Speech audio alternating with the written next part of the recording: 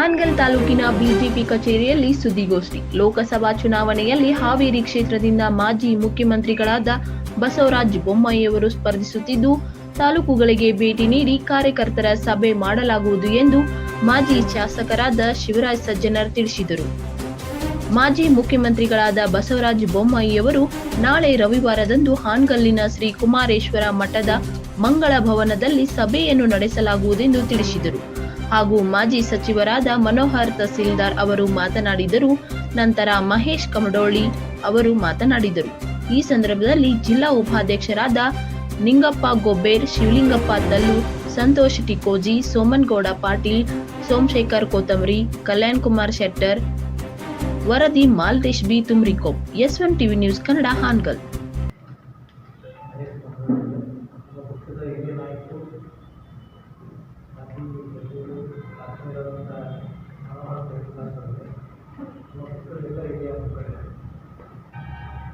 ನಾಳೆ ಸನ್ಮಾನ್ಯ ಮಾಜಿ ಭಾರತೀಯ ಜನತಾ ಪಕ್ಷದ ಹಾವೇರಿ ಲೋಕಸಭಾ ಕ್ಷೇತ್ರದ ಅಭ್ಯರ್ಥಿಯಾಗಿ ಮೊದಲ ಬಾರಿ ಹಾನಗಲ್ ನಗರಕ್ಕೆ ಬರ್ತಾ ಇದ್ದಾರೆ. ಬೆಳಗ್ಗೆ 11 ಗಂಟೆಗೆ ಮಹಾರಾಷ್ಟ್ರ ನಗರದ ಆವರಣದಲ್ಲಿರುವಂಥ ಸದಾಶಿವ ಮಂಗಲ ಎಲ್ಲ ಪಕ್ಷದ ಕಾರ್ಯಕರ್ತರನ್ನ ಪ್ರಮುಖರನ್ನ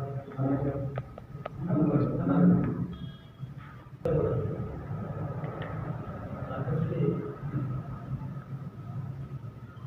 ಸಭೆಗೆ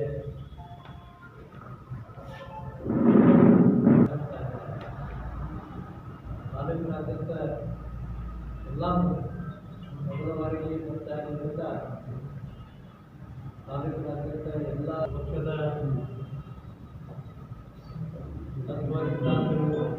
ಕೇಂದ್ರ ಸರ್ಕಾರ ಮಾಡಿದಂಥ ಅನೇಕ ಜನಪರ ಯೋಜನೆಗಳಿಗೆ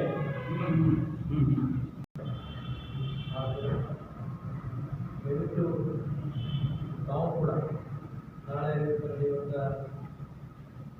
ಕಾರ್ಯಕ್ರಮದಲ್ಲಿ ಪಾಲ್ಗೊಳ್ಳಬೇಕು. ತಮ್ಮಲ್ಲಿ ಕೂಡ ವಿನಂತಿ ಮಾಡಿ ವರದಿಯನ್ನು ಮಾಡಬೇಕು ಅಂತ ಇರ್ಬೋದು, ಯಾದಗಿರಿ ಇರ್ಬೋದು, ಹಾವೇರಿ ಇರ್ಬೋದು, ಬಹಳ ದೊಡ್ಡ ಸಂಖ್ಯೆಯಲ್ಲಿ ನಮ್ಮ ಕಾರ್ಯಕರ್ತರು ಪ್ರಮುಖರು ಉತ್ಸಾಹದಿಂದ ಅವರನ್ನು ಬರಮಾಡಿಕೊಂಡು ಈ ಚುನಾವಣೆಯಲ್ಲಿ ಗೆದ್ದೇ ತೀರ್ತು ಎನ್ನುವಂಥ ಒಂದು ಹಠದಿಂದ, ಒಂದು ಛಲದಿಂದ ನಮ್ಮೆಲ್ಲ ಕಾರ್ಯಕರ್ತರು ಕೆಲಸಗಳನ್ನು ಮಾಡ್ತೇವೆ ಅನ್ನುವಂಥ ಒಂದು ಉತ್ಸಾಹದಿಂದ ಇದ್ದಾರೆ. S1 ನ್ಯೂಸ್ ಕನ್ನಡ, ಇದು ಭರವಸೆಯ ಸಂಕೇತ. ನಿಮ್ಮ ಹತ್ತಿರದ ನ್ಯೂಸ್ಗಳ ಅಪ್ಡೇಟ್ಗಳಿಗಾಗಿ ನಮ್ಮ S1 ನ್ಯೂಸ್ ಕನ್ನಡ ಚಾನಲನ್ನು ಸಬ್ಸ್ಕ್ರೈಬ್ ಮಾಡಿ, ಶೇರ್ ಮಾಡಿ, ಬೆಲ್ ಐಕಾನನ್ನು ಒತ್ತಿ.